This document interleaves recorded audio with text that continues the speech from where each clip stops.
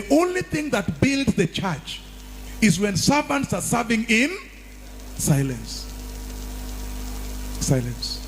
Very many altars, even in Nairobi currently, are experiencing stagnation or growth interference. Why? Because of too much noise. There is a lot of noise among the servants. There is a lot of noise among the members. People are wanagongana. Remember, muta megongwa wapi? Kidole. As they are serving. He said, number one, in your calling, please cherish a quiet service. Cherish a quiet service. It will give you a lot. You will grow very far. And such a church becomes very big. I am looking for such. I don't know whether you are looking for that church also. Kanisa yenye unakuja tunabudu Mungu wako kwa amani na kwenda wapi? Nyumbani, hakuna maneno mengi. That's what I'm looking for. Now, noise normally comes even in departments. Even a department that has a lot of noise. Oh, nani alifanya hii, oh, nani alifanya hivi, nani afanya hivi. That department iko na issues mingi. Because there's a lot of noise. Now listen. So why did the builders not use these tools? This teaching I've given before, so I'm rushing. We have two types of temples now, you know. I'm going very fast. We have the spiritual temple and physical temple. He's saying in building both physical and spiritual temple, you do not need what? Noise. Even your personal life as a leader, you need quietness in your service. You need. Something has happened. You need even in your personal life as a leader. So, if you're writing, beloved, if you want to grow in your spiritual growth as a leader, you need a high level of sobriety. Be sober. Meaning avoid interferences. Things that may interfere with your service to the Lord. Just be sober. Do not be influenced by anything apart from the Lord. Then you become a good leader, a good pastor who is not easily influenced. Because if you allow influence, you will not be sober in your judgments, in your decisions. Someone would have interfered with the decision you are making. And yet that decision is going to affect someone's life. And someone came and told you something. And you implemented it. Just be sober. Listen from God alone. Be careful, because any decision you make may interfere with people's lives. Look at me. Where I'm standing here, I am aware of one thing. Any word I carelessly use here can interfere with church growth. I'm aware of that. So I am so sober in my words and actions. A leader must be extremely careful with their words and actions, because any action interferes with the entire church. Any small thing like this interferes with so many people down the line.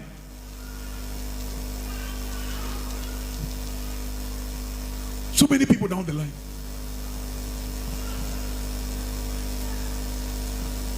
Exodus 20, verse 24 and 25.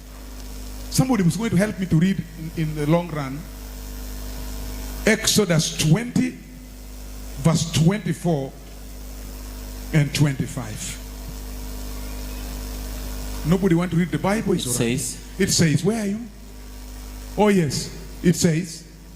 Exodus 20, 24 and 25. It says, make an altar of the earth for me and sacrifice on it. Make an altar on the earth for me and sacrifice on it. Sacrifice on it your burnt offering. Yes. And fellowship offering. And fellowship offering. Your sheep and goats are your cattle. Yes. Your cattle. Yes. Wherever I cause my name to be honored. Wherever I cause my name to be honored. I will come to you and bless you. I will come to you and bless you. Then the next one. If you make an altar of stones for me. If you are going to build an altar to the Lord in IMARA DAIMA. Do not build it with dressed stones. Do avoid dressed stones. For you will defile it if you use a tool on it. You will defile it when what happens? if you use a tool on it. Say to me, what defiles the process? Usage of the tool defiles the process of construction. Cindy, no, nobody's responding. Cindy, but let me ask then, why do you avoid the tools then? We said tools will produce what? Noise. So what actually defiles the process? Noise. You see, when you are building an altar where you want my name to be honored, avoid tools. When you are doing something in the name of the Lord and you wish the Lord to be honored in it, avoid tools. And I began speaking about this thing last week. This is the foundation of salvation. Do not do it and speak about it. You would have defiled it. Just do it underground. Just serve God. He's saying noise is avoided because it defiles the process. And many servants, we are very good servants in the house. Do you know why many churches is stagnating even in the city? Because the pastors can never serve in silence. Why? You go to them with your issue, you will find at the pulpit. You tell them something one-on-one with them, they will tell you they are friends. And you will find it in church. Then it defiles the entire process. You are handling very sensitive people around. Those are the sheep. And we have agreed today, everybody coming to church is sick. Spiritually. You are the doctors. Dr. Mercy, do you normally reveal people's personal? Nimekuja kwako na kwambia niko na moyo mkunjufu.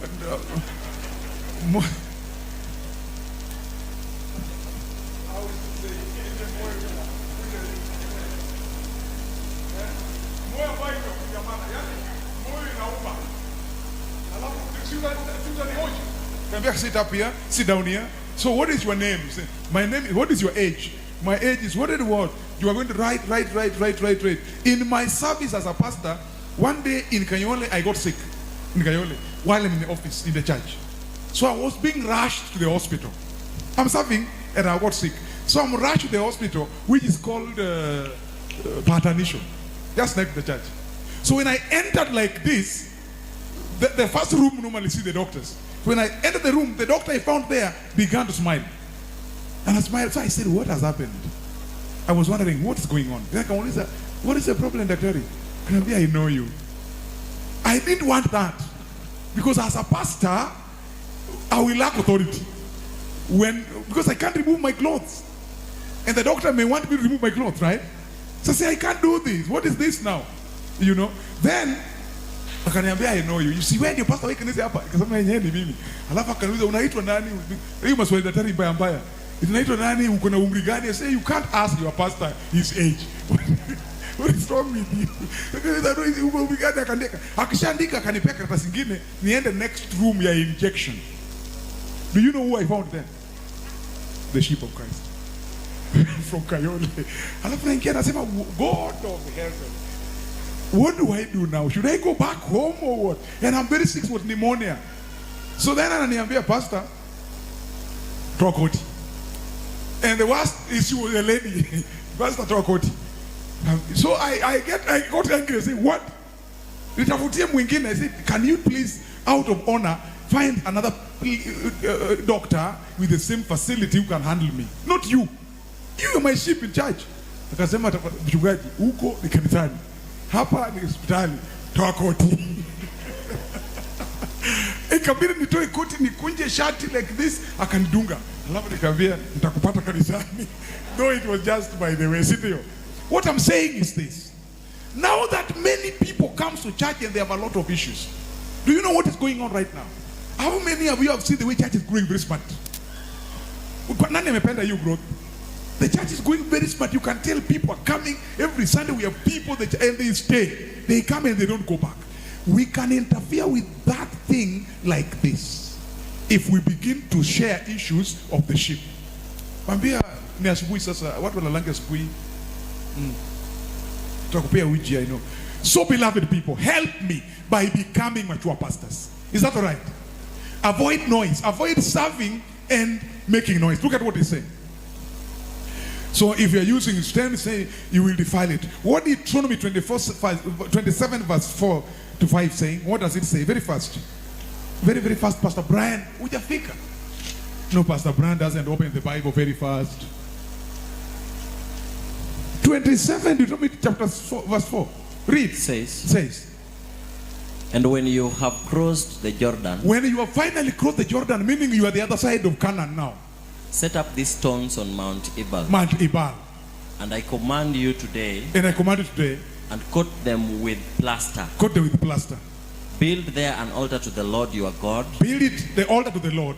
An altar of stones. An altar of stones. Do not use any iron tool upon them. Do not use any iron tool upon them.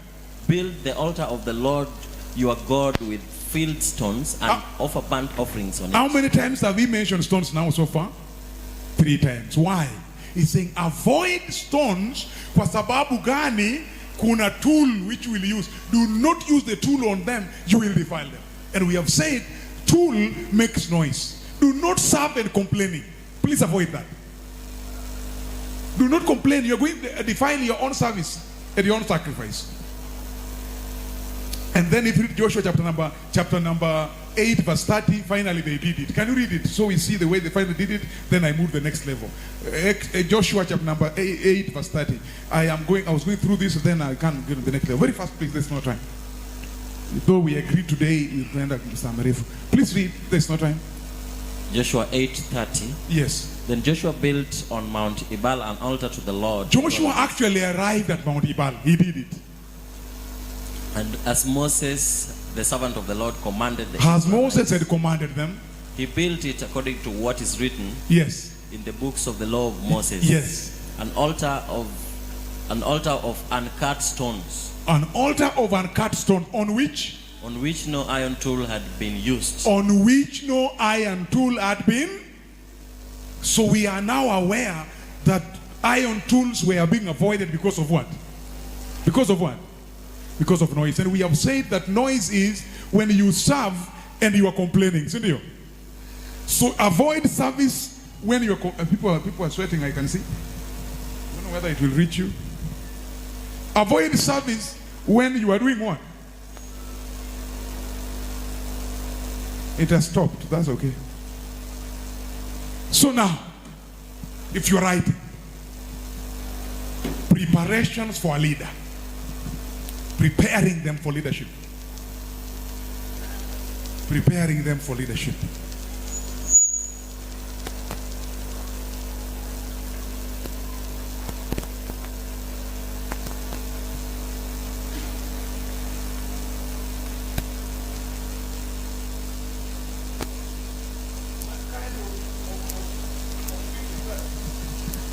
First Chronicles 22 verse 2 to verse 9. Read very fast. First Chronicles chapter number 22 verse 2 to verse 9. We want to see how to prepare a leader. How to prepare a pastor for responsibilities. Many have come, and this is my first time to have a large number of pastors. My first time. If you angalia our wall right now, to number what? 52 or 3? 52. And they are still coming. Hey! At one point I said, we close the door. I said, now we don't want to receive more pastors. Can we just open the door and they come more of them? So we'll have 100 pastors. What does it say, Pastor Brian? So David gave orders to assemble the aliens living in Israel. Who gave orders? David. Uh-huh. And from among them he appointed stone cutters. The stone cutters were being appointed. We are here. Yes. To prepare dressed stones for building the house of God. Finally, they were now preparing dressed stones for building the house of God. Open it full. Yes. He provided a large amount of iron to make nails for the doors of the gateways and for the fittings. So when time came to build the temple, those who were able to cut the stones were aliens, right? Wageni. Aliens means wageni, isn't it? But Pedro, listen. This is the same thing I was talking about.